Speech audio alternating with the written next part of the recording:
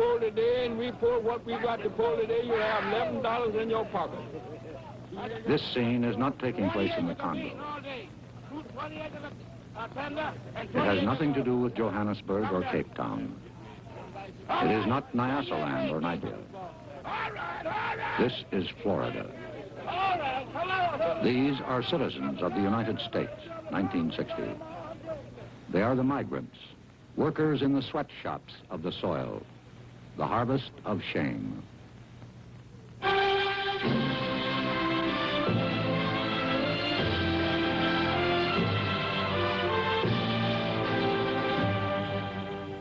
Now, Edward R. Murrow. This is CBS Reports, Harvest of Shame.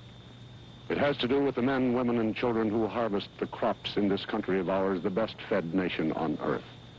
These are the forgotten people, the underprotected, the undereducated, the underclothed, the underfed.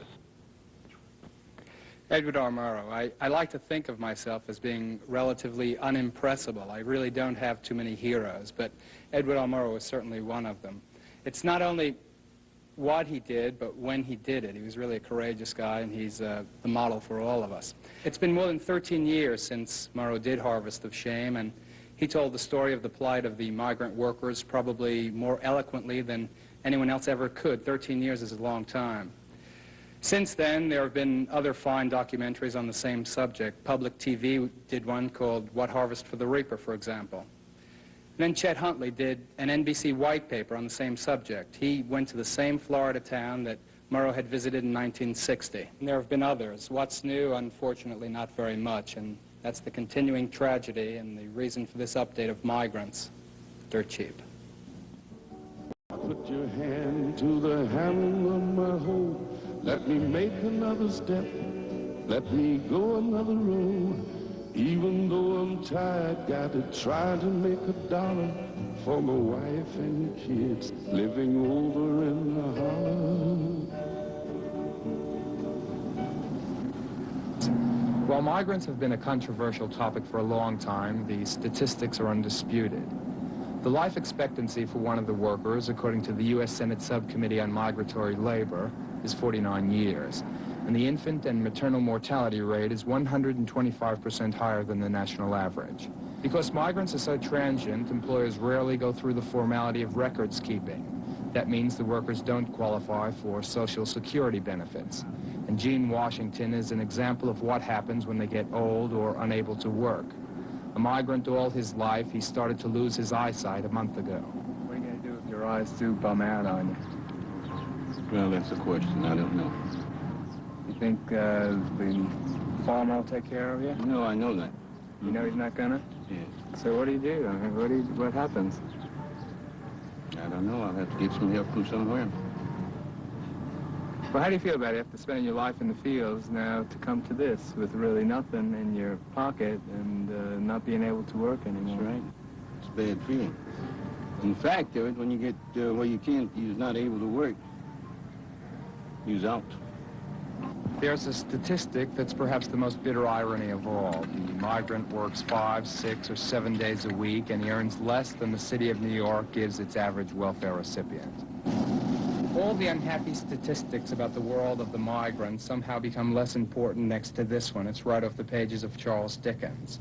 Children comprise fully 25% of the total migratory workforce. Perhaps even more shocking is the fact that there is no federal child labor law. Whatever regulation there is left up to the individual states. And in New Jersey, the law reads as if it were drafted by farmers suffering from a severe shortage of cheap labor. When school's not in session in New Jersey, anyone over 12 years old is allowed to work on a farm up to 60 hours, 6 days a week. On the farms of that state, I found repeated violations of even this inadequate law, with children as young as 8 years old working 7 days a week. 8 years old? How old are you? 10. What's your name? Louise. Louise, you working hard? Uh-huh. Doesn't it get hot out here? Yes, I'm gone. It's hot on your head. How come you don't wear a hat? 'Cause I don't want to. You have a hot head already. Let me see your feet. Okay, let me see.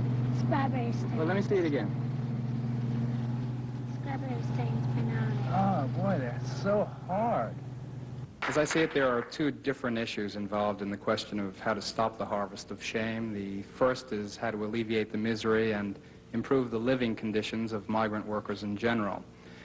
There are some things that can be done immediately, like the passage of a civilized agricultural child labor law and the extension of equal minimum wage protections to all agricultural workers.